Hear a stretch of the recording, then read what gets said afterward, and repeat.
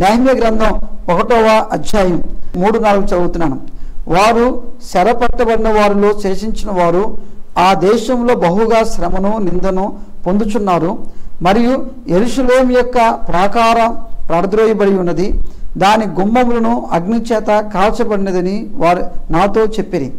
ఈ మాటలు వినినప్పుడు నేను కూర్చుండి ఏడ్చి కొన్ని దినములు దుఃఖముతో ఉపవాసం ఉండి ఆకాశమందుల దేవుని ఎదుట విజ్ఞాపనము చేసి తిని. నేను చదివిన ఈ వాక్య భాగంలో నుంచి మరి బాగా మనం అర్థం చేసుకుంటే ఈ వాక్య భాగంలోని దేవుని యొక్క వాక్యంలోని నెహెమ్యా కొన్ని విషయాలని వినవలసి వచ్చింది. అలా విన్న విషయాల గురించి ఆ 3వ వచనంలో ఉండి ఆ విన్న ఆ వచనాలకి తను ఎలా రియాక్ట్ అయ్యాడో, తను ఎలాగా ఆ వచనాలకి తను స్పందించాడో ఆ మాట తర్వాత వచనంలో వస్తుంది. నేను అనుకుంటాను చాలాసార్లు మనం ఏమైతే వింటామో అన్నిటికీ శారీరకంగా స్పందిస్తాం. శారీరకంగా అతను ఏం చేశాడు? కొట్టాడా? రే పదరా మనం కూడా కొడదాం. ఆవిడ ఏం చేసింది? తిట్టిందా? పద మనం కూడా తిడదాం అంటే మనం స్పందిస్తాం. కానీ ఎలా స్పందిస్తాం? శారీరకంగా స్పందిస్తాం. ఆ అమ్మాయి నీ గురించి ఏదో అనుకుంది, అలా అనుకుంది కాబట్టి నువ్వు కూడా ఆ అమ్మాయి గురించి ఏదో ఒకటి అనుకోవాలి. స్పందన ఎలా ఉంటుంది? దైవికంగా ఆ స్పందన కనపడదు, విశ్వాస సంబంధంగా ఆ స్పందన కనపడదు. ఈరోజు క్రైస్తవులు, ప్రభు నమ్మిన వాళ్ళు శారీరకంగా స్పందించకుండా విశ్వాస సంబంధంగా స్పందిస్తే అలా స్పందించిన వారి హృదయంలో నుంచి ప్రార్థన రాక మానదు. అలా స్పందించిన వారి హృదయంలో నుంచి విజ్ఞాపన రాక మానదు. అలా స్పందించిన వారి మనసులో నుంచి ఉపవాసం ఉండక మానదు. బైబిల్ గ్రంథంలోని ఏసావు స్పందించాడు. తన తమ్ముడి విషయంలో జ్యేష్ఠత్వం తీసుకున్నాడనే స్పందించాడు. తల్లి అందే ఏసావు యాకోబుని చంపేస్తాడేమో అనుకొని యాకోబుని పంపించేసింది. అంటే ఏసావు ఎలా స్పందించాడంటే చంపడానికి స్పందించాడు. మీకు గుర్తుందా? కయ్యను కూడా స్పందించాడు. కయ్యను కూడా ఎలా స్పందించాడు? తన అర్పణ దేవుడు అంగీకరించకపోయేసరికి ఆ అర్పణకి స్పందించి తన తమ్ముడైన హేబేలుని చంపేశాడు. ఎలా స్పందించాడు? కయ్యను శరీర సంబంధంగా స్పందించాడు, ఏసావు శరీర సంబంధంగా స్పందించాడు, యోసేపు యొక్క అన్నలు కూడా శరీర సంబంధంగా స్పందించారు. వాళ్ళు కూడా యోసేపుని చంపేయాలనుకున్నారు. ప్రతి స్పందన వెనకాల ఒక మరణం, ప్రతి స్పందన వెనకాల ఇతరుల యొక్క జీవితాల నాశనం, ప్రతి స్పందన వెనకాల ఇతరుల యొక్క కుటుంబాలు పాడవాలి. ఒకవేళ ఈ మాటలు వింటున్న సహోదరి సహోదరుడా, నీవు కూడా నీ ఇంట్లో ఉన్న కొన్ని సంఘటనలు బట్టి, నువ్వు ఉద్యోగం చేస్తున్న ఆ స్థలంలోని కొన్ని సంఘటనలు బట్టి, కొన్ని పరిస్థితులను బట్టి నీవు కూడా స్పందిస్తున్నావు. ఎలా స్పందిస్తున్నావు? శారీరకంగా స్పందిస్తున్నావా? శరీర సంబంధమైన లక్షణాలు ఉన్నాయి కదా గలతీ పత్రికలోని, మత్సరము, కోపము, అసూయ, ద్వేషము. ఒకవేళ ఇతరుల యొక్క ఆ మాటలకి, ఇతరుల యొక్క ఆ జవాబులకి నీవు కూడా అలాగనే స్పందిస్తే నువ్వు ఒక ఆత్మీయుడు ఎలాగవుతావు? నువ్వు దేవుని బిడ్డవు ఎలాగవుతావు? నువ్వు దేవుని సంబంధం ఎలాగవుతావు? కయ్యను దేవుని సంబంధి కాదు కదా, వాడు దుష్టుని సంబంధి. ఏసావు దేవుని సంబంధి కాదు కదా, వాడు దుష్టుని సంబంధే. ఇలాగా బైబిల్ గ్రంథంలోని చాలా మంది శారీరకంగా స్పందించడాన్ని బట్టి వారు దుష్టుని సంబంధం అయ్యారే కానీ దేవుని సంబంధం కాలేదు. ఒకవేళ దేవుడు నీతో మాట్లాడుతున్నాడు, ఒకవేళ మాట్లాడుతున్న ఈ మాటను బట్టి నీ స్పందన ఎలా ఉంటుంది? దయచేసి గుర్తుపెట్టుకోండి, నువ్వు శారీరకంగా స్పందించకుండా ఒక ఆత్మ సంబంధంగా స్పందించాలంటే నువ్వు వెంటనే నీ జీవితంలోని ఉపవాస ప్రార్థన జీవితాన్ని కలిగి ఉంటావు. ఎలా అంటాను? ఎవరైతే తన జీవితంలోని ప్రార్థనా జీవితాన్ని కలిగి ఉంటారో, ఉపవాస జీవితాన్ని కలిగి ఉంటారో, వారి స్పందనలు చాలా వ్యత్యాసంగా ఉంటాయి. వారి స్పందనలు చాలా వేరుగా ఉంటాయి. ఈ లోకానికి వేరుగా ఉంటాయి. ఈ లోక సంబంధమైన మనుషులకు వేరుగా ఉంటాయి. నెహెమ్యా కూడా తన స్పందన చాలా వేరుగా ఉంది. కారణం ఏంటంటే తను ప్రార్థనకి తను అప్పగించుకున్నాడు కాబట్టి, ప్రార్థన చేయాలని తను నిశ్చయించుకున్నాడు కాబట్టి, తన ఉపవాసం ఉండాలని తను సమర్పించుకున్నాడు కాబట్టి తన స్పందన వేరేగా ఉంది.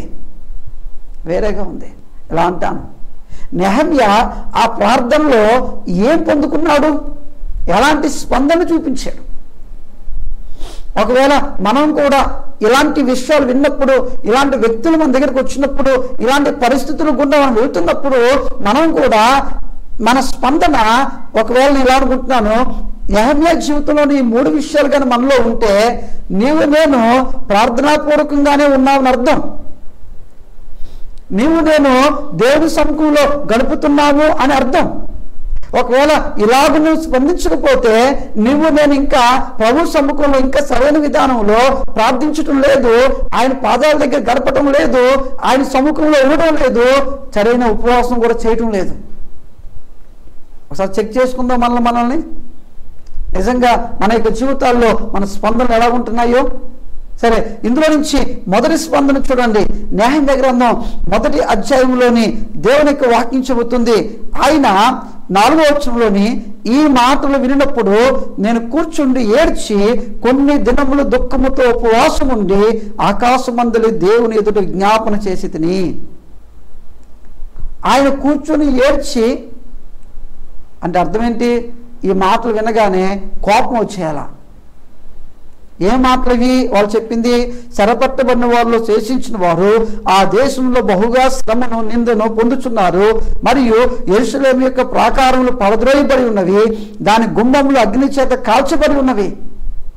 అయ్యా, అక్కడ ప్రజలు పరిస్థితులు బాగలేవు, అక్కడ పట్టణం పరిస్థితి బాగలేదు, అసలు ఆ ఊర్లో స్థితిగతులే బాగలేవు అని చెప్పగానే నెహెమ్యా దానికి కారణం ఎవరు? నెబుకద్నెజర్ రాజు. దానికి కారణం ఎవరు? ఇప్పుడు తాను ఉంటున్న సామ్రాజ్యంలో రాజు. వెంటనే నెహెమ్యా ఆ పరిస్థితికి కారణమైన ఆ వ్యక్తుల మీద కోప్పడాలి, ఆగ్రహాన్ని చూపించాలి. కానీ నెహెమ్యా ఆగ్రహపడలేదు, నెహెమ్యా కోపాన్ని చూపించలేదు. ఎందుకు? తను ప్రార్థనకి సిద్ధపడ్డాడు కాబట్టే, తన ప్రార్థన వైపుకు మొగ్గు చూపాడు కాబట్టే, తన ప్రార్థనలో ఉండాలి అని నిశ్చయించుకున్నాడు కాబట్టే ఆ ప్రార్థన ఏం చేసిందంటే తన కోపం నీకన్నా ఆగ్రహం చూపు నీకన్నా చేసింది. అదే ఒక ఇస్కరియోతు లాంటి వాడైతే, ఒకవేళ పేతురులాగా కత్తి పట్టుకునేవాడైతే ఆ రాజుగారి దగ్గర ఉండి దొంగచాటుగా ఆ రాజుగారిని ఏదో ఒకటి చేసి తన గ్రామానికి, తన పట్టణానికి, తన ప్రజలకి ఇంత కీడు కలగడానికి కారణం ఈ రాజులే కాబట్టి ఈ రాజులైన వారిని ఏదో ఒకటి చేయాలని కంకణం కట్టుకుంటే అయ్యేం రాలే నెహెమ్యాకి. మనకైతే ఖచ్చితంగా ఏమొచ్చాయి? మీ అబ్బాయి దారిలో పడిపోయాడు. ఎరా ఆ అబ్బాయి ఎలా పడిపోయాడు? ఏమో ఎవరో మోటార్ సైకిల్ మీద వెళ్తుంటే గుద్దేసాడంట. అలాగా ఆ మోటార్ సైకిల్ ఆపారా? వాడిని పట్టుకున్నారా? వెంటనే మనం అడిగేది ఏంటి? మన అబ్బాయి ఎలా ఉన్నాడో కాదు, వాడు తప్పించుకున్నారా, ఉన్నారా, పోయాడా? ఎందుకు? మన మనసంతా మన అబ్బాయికి గాయం మీద నుంచి వాడికి ఎవరైతే గాయం చేసాడో, హాని చేసాడో వాడి మీదకి వెళ్ళిపోతుంది. ఇక నెహెమ్యాకి అలాగే వెళ్ళలేదు. నెహెమ్యాకు దుఃఖం వచ్చింది. అనగా నెహెమ్యా తన ప్రార్థన జీవితాన్ని బట్టి ఆగ్రహానికి, కోపానికి తావు ఇవ్వకుండా ఆ పరిస్థితుల్లోని సమయోచితంగా పనిచేయడం ప్రారంభించడం. ఇక్కడ మనం ఆలోచించాలి. ఇది అంత మాత్రమే కాదు, రెండోదిగా ఆ వచనంలో నేనేం చూస్తున్నానంటే తన నిస్సహాయతని వ్యక్తపరచలేదు. ప్రజల దగ్గరికి వెళ్ళి తన నిస్సహాయతను వ్యక్తపరచలేదు. అంటే అర్థం ఏంటి? తన పట్టణం ఇలా పాడైపోయింది, ఆ గుమ్మాలు ఇలా కాల్చివేయబడ్డాయి, ప్రజలందరూ బాధలో ఉన్నారు, ఇప్పుడు నేను ఏం చేయగలనయ్యా ఆ వచ్చిన వాళ్ళందరూ కూడా, నెహమ్యా, రాజుకు నువ్వు పాత్ర అందించే గొప్ప ఉద్యోగంలో ఉన్నావు, నువ్వు తెలుసుకుంటే ఏమైనా చేయగలవు, నీ వలన ఏమైనా అవుతుంది అంటే, నెహమ్యా నా వలన ఏమవుతుంది? నిస్సహాయత. అంటే తనకు ఇంకా సహాయం లేదన్నట్టుగా, ఇక సహాయం రాదన్నట్టుగా, ఇక సహాయం అందదన్నట్టుగా నెహమ్యా మాట్లాడలేదు. కారణం తన ప్రార్థన జీవితం. తను ప్రార్థనా జీవితాన్ని కలిగి ఉన్నాడు కాబట్టి ఆ ప్రార్థనా జీవితంలోని నిస్సహాయతను వ్యక్తపరచలేదు. ఒకవేళ తను ఎవరు సహాయం కోరుకోవాల్సి వస్తే దేవుని దగ్గరే సహాయం కోరుకున్నవాడు. నిస్సహాయుని నేను అని ఒకవేళ చెప్పవలసి వస్తే అది దేవుడి దగ్గరే తన నిస్సహాయతను చూపించుకుని ఉండేవాడు, వెల్లడి చేస్తున్నాడు. కానీ మనమైతే ఇలాంటి పరిస్థితులు కలిగినప్పుడు వెంటనే ఏం చేస్తామంటే మనలో నిస్సహాయతను వ్యక్తపరుస్తాం. ఏమీ చేయలేమన్నట్టుగా, సహాయం ఎవరు ఇవ్వలేనట్టుగా, సహాయం పొందుకోలేనట్టుగా నిస్సహాయతను వ్యక్తపరుస్తాం. బాగా గమనించండి, ఎప్పుడైతే నువ్వు నిస్సహాయతను వ్యక్తపరుస్తావో నిస్సహాయతలో నుంచి నువ్వు ముందుకు వెళ్ళడం మానేస్తావు, నీవు ముందుకు నడవడం మానేస్తావు. అంటే నిస్సహాయత అనేది నేను ముందుకు వెళ్ళనీయకుండా ఒక తాడు లాంటిది, కట్టివేస్తే ఒక తాడు లాంటిది. ఎప్పుడు కూడా నీ ఆధ్యాత్మిక జీవితంలో, నీ దైవ సంబంధమైన జీవితంలోని నిస్సహాయత అనేది చూపించొద్దు, ప్రజల ఎదురు చూపించొద్దు. ఇది నేను చేయలేనండి, ఇది నా వల్ల కాదులేండి, నా వల్ల ఏమవుతుందిలేండి అనే మాటలు ప్రజల దగ్గర నువ్వు చెప్పొద్దు. ప్రజలు ఎవరు కూడా నీ సహాయం చేయకపోవడాన్ని బట్టి నాకెవరు సహాయం చేస్తారండి, నన్ను ఎవరు ఆదుకుంటారులేండి, నన్ను ఎవరు చూస్తారులేండి, అసలు నన్ను గురించి పట్టించుకునేది ఎవరు ఉన్నారులేండి, ఇలాంటి మాటలు చాలాసార్లు మన నోటి నుంచి వస్తాయి. ఒకవేళ ప్రియ సహోదరి సహోదరుడా, నీవు కూడా ఇలాంటి మాటలు మాట్లాడుతున్నావేమో. నీ కుటుంబంలో ఉండి నా భర్త నన్ను పట్టించుకుంటలేదు, మా అత్త నన్ను పట్టించుకుంటలేదు, మా మామ నన్ను పట్టించుకుంటలేదు, మా నాన్న నన్ను పట్టించుకుంటలేదు, నా భార్య నన్ను పట్టించుకుంటలేదు. ఒకవేళ నిస్సహాయతో కూడిన మాటలు నీ నోటి నుంచి వస్తున్నాయంటే నీవు దేవుని సముఖంలో ప్రార్థన అనే అనుభవాన్ని కలిగి లేవు అని చెప్పచ్చు, కలిగి లేవని చెప్పచ్చు. న్యాయాధిపతుల గ్రంథంలోని ఒక వ్యక్తి యొక్క జీవితం చాలా అద్భుతంగా ఉంటుంది. ఆ వ్యక్తి ఎవరంటే యోక్త. మీరు న్యాయాధిపతుల గ్రంథం యోక్త జీవితాన్ని చదవండి. యోక్త గురించి ప్రారంభంలో ఏం రాస్తుంటుందంటే, ఒక వేశ్య కుమారుడు తన సహోదరుల మధ్యలోని నిందించబడ్డవాడు, హేళన చేయబడ్డవాడు, దూషించబడ్డవాడు, తరిమివేయబడ్డవాడు. ఇక యోక్త తను ఒక వేశ్యకు పుట్టినవాడు కాబట్టి ఆ సహోదరులందరూ కూడా, రే నువ్వు మాలో ఉండదగ్గవాడు కాదురా, అసలు మాతో నువ్వు ఉండకూడదురా, నీవు నీ తల్లి లాంటిదిరా, నీ బతుకి లాంటిదిరా, నీ జీవితం లాంటిదిరా అని తనని గాయపరుస్తూ ఉంటే, తనని ఆ మాటల చేత నొప్పి కలిగేలాగా చెబుతూ ఉంటే యోక్త అనుకుంటాడు, ఇలాంటి ఈ పరిస్థితుల మధ్యలో, ఈ ప్రజల మధ్యలో నాకు సహాయం ఇంకెక్కడ, నేనేం చేయలేను, నా వల్ల ఏం కాదు. ఇప్పుడు వీళ్ళందరూ కూడా నన్ను పంపించేస్తున్నారు, వీళ్ళందరూ కూడా నన్ను పొమ్మంటున్నారు. ఇప్పుడు నేను అడిగేది చెప్పుకునేది, ఇప్పుడు నేను ఎక్కడ ఈ యొక్క పరిస్థితిని, నేను నా జీవితంలోని సహాయాన్ని నేను పొందుకోవాలి, ఎక్కడ సహాయాన్ని పొందుకోవాలి? ఆలోచించండి. యోక్త కూడా తన కుటుంబంలోని ఒక నిస్సహాయుడిగా మిగిలిపోయినప్పుడు తన నిస్సహాయతని యోక్త ఎక్కడ చెప్పలేదు. బైబిల్ చదవని మీరు చెప్పలేదు. ఎలా అనుకుంటాను, యోక్త తన నిస్సహాయతని ఎక్కడ చెప్పలేదు కాబట్టి ఆ ప్రశ్నలు తిరిగి యోక్తాని న్యాయాధిపతిగా పెట్టుకోవడానికి కారణమైంది. నేను అనుకుంటా యోక్త ప్రార్థన చేసినట్టు అక్కడ లేదు, కానీ ప్రార్థనా జీవితాన్ని అయితే కలిగి ఉన్నాడు. ఎందుకు యోక్త ప్రార్థనా జీవితాన్ని కలిగి ఉందంటే ఆ నడవడికలోని తన కుమార్తె కూడా అలాంటి జీవితమే కలిగి ఉంది. కనుక యోక్త అంతమంది తనని ఎటువంటి సహాయం లేకుండా చేసేస్తే యోక్తకి తన సహాయం పడుకు దేవుని దగ్గర నుంచి వచ్చింది. ఏ ప్రజల దగ్గర అయితే తనని తృణీకరించాడో ఆ ప్రజల దగ్గరే మళ్ళీ న్యాయాధిపతిగా దేవుడు నియమించాడు. ప్రియ సహోదరి సహోదరుడా, ఆ నిస్సహాయితాన్ని తాళ్ళు చేత యోక్త ముందుకు వెళ్ళకుండా కట్టబడలేదు, కానీ ఆ తాళ్ళు రానీయకుండా, ఆ తాడులు ఏమాత్రం తను కట్టబడనీయకుండా ముందుకు వెళ్ళగలిగాడు. ఈ మాటలు వింటున్న సహోదరి సహోదరుడా, నీతో దేవుడు మాట్లాడుతున్నాడు.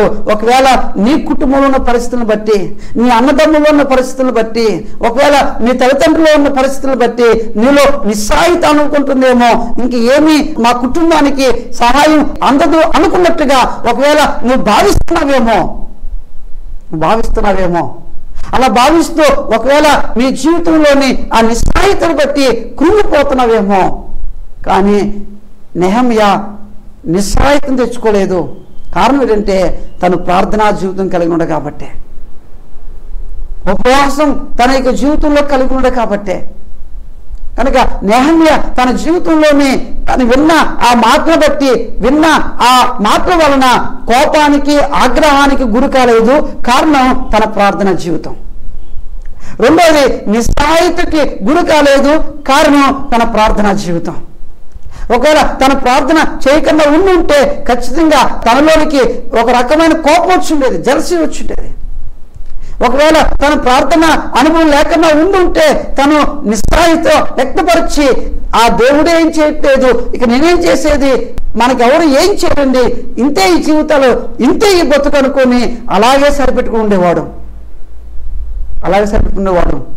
అక్కడ మనం ఇంకా ఆలోచన చేస్తే ఆ మాటలు విన్నప్పుడు ఆ యూదులందరూ ఆ యెరూషలేములోని చాలా బాధపడుతున్నారు, చాలా ఇబ్బంది పడుతున్నారు. ఆ పట్టణం యొక్క ప్రాకారాలు పడిపోయినవి, ఆ గుమ్మాలు కాల్చబడిపోయినవి అని నెహమ్యా విన్నప్పుడు, నెహమ్యా ఆ వచ్చిన వాళ్ళతోని కోతలు కోయలేదు. గుమ్మాలు పడిపోనియా, ప్రాకారాలు పడిపోనియా, ప్రజలందరూ చాలా ఇబ్బందులు ఉన్నారా, మీరేం డోంట్ వరీ, నేనున్నాను కదా, నేను చూసుకుంటాను.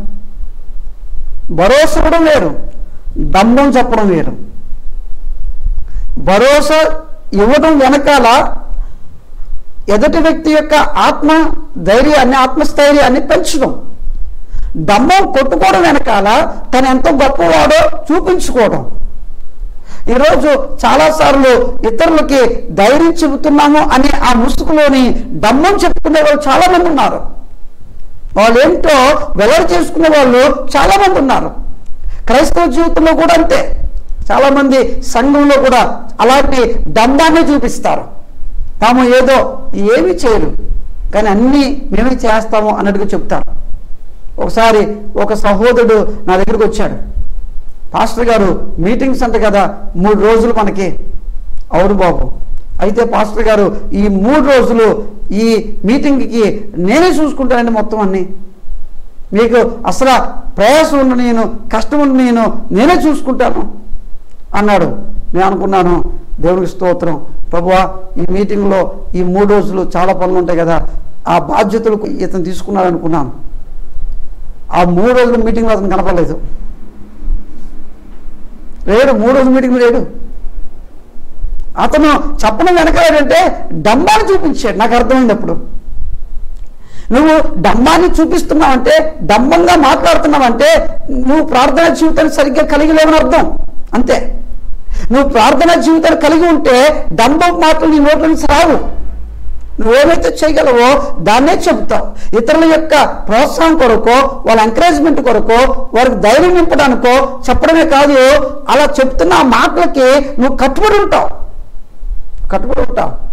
అందుకే యేసు ప్రభు మత్తయి సువార్త 6వ అధ్యాయంలో చెప్పాడు. ఏమని చెప్పాడు? మీరు కానుక వేసినప్పుడు, మీరు ధర్మం చేసినప్పుడు ఇతరులకు తెలియాలని చెప్పేసి మీరు చేయకండి అని చెబుతూ అక్కడ అంటాడు, ఒక చేతితో చేసింది ఇంకొక చేతికి తెలియకూడదు అంటాడు. కుడి చేతితో చేసింది ఎడమ చేతికి తెలియకూడదు అంటాడు. అనగా నువ్వు కుడి చేతితో ఏం చేస్తావో అది ఎడమ చేతికి కూడా ఎలా తెలియకుండా ఉంటుంది? ఈ రెండు కూడా ఒక శరీరంలోని అవయవాలే కదా. మరి తెలియకుండా ఎలా ఉంటుంది? అంత జాగ్రత్తగా నువ్వు చేయాలి. డంబాలకు పోవద్దు. డంబాలకు పోయి చాలా మంది వారి యొక్క జీవితంలోని ఆ డంబ మాటల వలన వాళ్ళ ఆత్మీయతను పోగొట్టుకోవడమే కాదు, ఇతరుల యొక్క వారి యొక్క జీవితాల్లోని నిరీక్షణ కూడా పోగొడతారు, వారి నమ్మకాన్ని కూడా పోగొడతారు. డంబం అనేది నిన్ను చూపించుకునేదే కాదు, అలా చూపించుకుంటున్నప్పుడు నీ మూలంగా ఎదుటి వ్యక్తులు కూడా పాడవుతారు.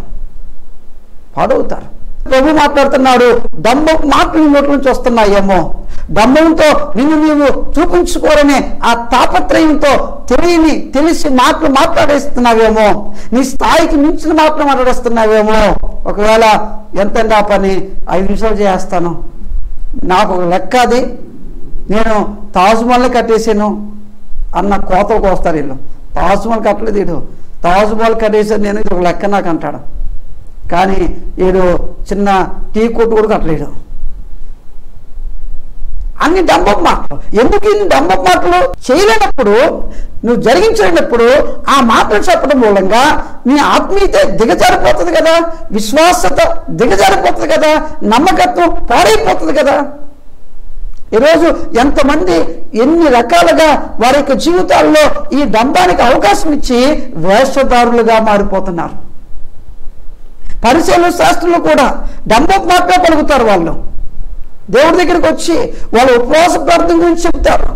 వీధి మూలంలోని నిలబడి ప్రార్థన చేస్తారంట. వాళ్ళు ఏమి అగ్రపీఠాలను కోరుకొని ఆ పీఠాల మీద కూర్చుంటారంట. ఏమి వారు అందరికి కనిపించాలి. అందుకే యేసు చెప్పాడు, పరిశీలన శాస్త్రం చెప్పిన మాటలు మీరు వినండి, కానీ పరిశీలన శాస్త్రం వల్ల మీరు ఉండొద్దన్నాడు. ఎందుకు ఉండొద్దన్నాడంటే వాళ్ళ యొక్క జీవితాలు చెప్తున్న మాటలకి పొంతన ఉండదు. వారి జీవితం ఒకలాగుంటుంది, వాళ్ళు చెప్తున్న మాటలు మరొకలాగుంటాయి. దీన్నే వేషధారణ అన్నారు. డంబం మాటలు మన నోట్లోంచి వస్తున్నాయంటే వేషధారణలోకి వెళ్తున్నాం. వేషధారణ చాలా ప్రమాదకరమైంది. ఎంత ప్రమాదకరమైందంటే, ఒకవేళ కరెంటు నువ్వు పట్టుకుంటే ఆ కరెంట్ అయిన కొన్నిసార్లు నిన్ను ఎలా వదిలేస్తుంది, కానీ ఈ వేషధారణ నిన్ను చంపే వరకు వదలదు. నువ్వు చచ్చిపోయిన తర్వాత ఆ సమాధిలో కూడా ఈ వేషధారణ నీ మీద నిలబడి ఉంటుంది. అందుకే యేసు చెప్పాడు, అయ్యో వేషధారులారా, సున్నం కొట్టిన సమాధులు మీరు పోలి ఉన్నారు. అనగా వేషధారి ఎవరితో పోల్చబడ్డాడంటే సున్నం కొట్టిన సమాధితో పోల్చబడ్డాడు. వాడు బతుకు సమాధి బతుకు, వాడి జీవితం సమాధి బతుకు. సమాధిలాగా ఈ లోకంలో బతుకుతున్నప్పుడు నీ ప్రార్థన జీవితం ఏం కనబడుతుంది? ఇంకా నీ ఉపవాస జీవితం ఏం కనబడుతుంది? ఇంకా కాబట్టి నెహమ్యా ఆ మాటలు విన్నప్పుడు ఆ మాటలు బట్టి డంబంగా తను ఏదో చేసేస్తాను, ఏదో జరిగించేస్తాను, ఇక నా వలన అయిపోతుంది, మీరు చూడండి, ప్రతి బాల్ 6 కూడా వస్తాను. ఏం 6 కొట్టేది? డక్అవుట్ అయిపోయి వచ్చేస్తాను. స్టేజ్లోకి వెళ్ళేటప్పుడు బ్యాట్ అందరూ చూపించాడు, ఓ చూడండి అందరూ క్లాప్స్, అబ్బా మనోడు అవుతున్నాడు, మనోడు 6, 4 కొట్టేస్తాడు, ఇంకా అద్భుతం అనుకున్నారు. మొదటి బాల్కి డక్అవుట్ ఇంటికి వచ్చేసాడు. ఎలా నాయనా ఏమైంది? ఏమో అలా డంబాలొద్దు దయచేసి. నెహమ్యా అలా మాట్లాడలేదు. కనుక ఇక్కడ ఈ మొదటి ఆలోచనలోని నెహమ్యా స్పందన ఎలా ఉందంటే, తన యొక్క జీవితంలోని విన్న ఆ మాటలను బట్టి ఎలా స్పందించాలో అలాగే స్పందించాడు. ఎలా స్పందించకూడదో అలా స్పందించలేదు. ఎలా స్పందించాడు? కోపం తెచ్చుకోలేదు. ఎలా స్పందించలేదు? నిస్సహాయతను వ్యక్తపరచలేదు. ఎలా స్పందించలేదు? డంబం మాటల్లో పలకలేదు. ఈ 3 ఆయన చేయకుండా ఉండడానికి కారణం ఏంటి? కేవలం తన ప్రార్థనా జీవితం, అంతే. అనగా ఇది దేవుని దగ్గర తీసుకువెళ్ళాలి, ఇది ప్రభు దగ్గర తీసుకెళ్ళాలి, ఇది దేవునికి చెప్పాలి, ఇది ప్రభువుకి చెప్పాలి. ఇలా ఆ మనస్సు ఎప్పుడైతే మనలో పనిచేస్తూ ఉంటుందో అలా పనిచేసే ఆ మనస్సు మనలో నుంచి కోపాన్ని, ఆగ్రహాన్ని, మనలో నుంచి నిస్సహాయతను, మనలో నుంచి డంబాన్ని తీసివేస్తుంది. ఒకవేళ నువ్వు ప్రభు సముఖంలో ప్రార్థించడం కానీ నేర్చుకోకపోతే, ఉపవాసం ఉండడం కానీ నేర్చుకోకపోతే, నీలో నుంచి ఈ 3 బయటకు వస్తాయి. తన యొక్క దేవుని సముఖంలో గడపడం అనేది తన దేవుని పనిలో ఏ స్థాయికి తీసుకెళ్ళిపోయిందో. ఎలా అనుకుంటాను, నెహెమ్యా అనే ఆ గ్రంథం ఉపవాస ప్రార్థన ద్వారా ప్రారంభించబడి దేవుణ్ణి గొప్ప చేసే, దేవుని మహింపరిచే ఆ స్థాయి దాకా వచ్చింది. మనం కూడా అంతే. మన జీవితాల్లో కూడా స్పందించవలసిన రీతిలో స్పందించాలి, సమర్పణ కలిగి ఉండవలసిన రీతిలో సమర్పణ కలిగి ఉండాలి, సక్సెస్ మనం కలిగి బ్రతకాలి, విజయం సాధించి బ్రతకాలి. ఈ 3 అనుభవాలు ఒకవేళ నీకు కావాలనుకుంటే, ఈ 3 అనుభవాల్లో నేను జీవించాలి అని అనుకుంటే, ఈరోజు ప్రభు నీతో మాట్లాడుతున్నాడు. ప్రభు సముఖంలో ప్రార్థించు, ప్రభు సముఖంలో ప్రార్థించు, ప్రభు సముఖంలో ప్రార్థించు. ప్రార్థించకుండా నువ్వు సరిగ్గా స్పందించలేవు, ప్రార్థించకుండా సమర్పణ కలిగి ఉండలేవు, ప్రార్థించకుండా సాధించలేవు. ఇది వాస్తవం, ఇది నిజం. ఈ నిజాన్ని నువ్వు అర్థం చేసుకుంటే నీ జీవితంలోనే అన్వయింపు వస్తుంది, అనుసరణ వస్తుంది. ప్రార్థిస్తావా? ఉపవాసం కలిగి ఆయన సముఖంలో ఉంటావా?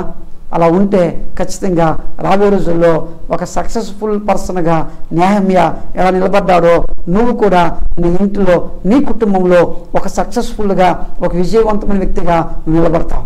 అటువంటి ఆ కృపను దేవుడు మనకు అనుగ్రహించును గాక. ఆమేన్. ప్రార్థన చేసుకుందాం. మహాగణుడు వగు దేవ, జీవాధిపతి వగు తండ్రి, మరొక మారు ప్రభువా నీ మాటలు వినే భాగ్యం ఇచ్చారు, నీ మాటల ఎదుట కూర్చునే భాగ్యం ఇచ్చారు. ఇంతవరకు ప్రభువా నెహెమ్యా జీవితంలో ప్రార్థనా జీవితాన్ని, ఉపవాసాన్ని మేము ధ్యానం చేశాం. నెహెమ్యా తన ప్రార్థనా జీవితం 3 గొప్ప అనుభవాల్ని మా ముందు ఉంచింది ప్రభువా. అందులో ఒకటి తన స్పందన, రెండోది తన సమర్పణ, మూడోది తను సాధించింది. ఈరోజు ఒకవేళ మేము కూడా మా ఆ ఉపవాస ప్రార్థనలో, మా ప్రార్థనా జీవితంలో ఈ 3 అనుభవాలు లేకపోతే తండ్రి, మా ప్రార్థనా జీవితమే ఒక ప్రశ్న, ఒక క్వశ్చన్ మార్క్గా తయారవుతుంది. మీరే సహాయం చేయండి, మీరే బలపరచండి, మీరే కృప చూపించండి, మీ శక్తితో నింపండి, మీ బలముతో నింపండి. దేవా, గొప్ప రివైవల్ రావాలి, గొప్ప ఉద్యమం రావాలి, ప్రార్థించే వారు సంఖ్య పెరగాలి, నీ ఎదుట అయ్యా నీ సముఖంలో నిలవబడగలిగే వారి సంఖ్య పెరగాలి తండ్రి. ఈ వాక్యాల ద్వారా వారిలో కొద్దిపాటి చలనం కలిగి, ప్రభువా రోషం కలిగి ప్రార్థించాలని ఆ తపన కలిగి నీ ఎదుట నిలబడడానికి సహాయం చేయమని ప్రార్థన చేస్తున్నాను. ప్రభువా మీరే కృప చూపించి మహిమ తెచ్చుకోమని యేసు నామములో అడుగుతున్నాను పరమ తండ్రి. ఆమేన్, ఆమేన్. God bless you. దేవుడు మిమ్మల్ని దీవించును గాక. మీ ప్రార్థనా అవసరతలకు మా చిరునామా దైవజనులు యు రాజారెడ్డి గారు, క్రీస్తు సహవాస పరిచర్యలు, డోర్ నెంబర్ 16/4C-3-190, చర్చి వీధి, ధనలక్ష్మీపురం, ముతుకూర్ రోడ్, నెల్లూరు 2.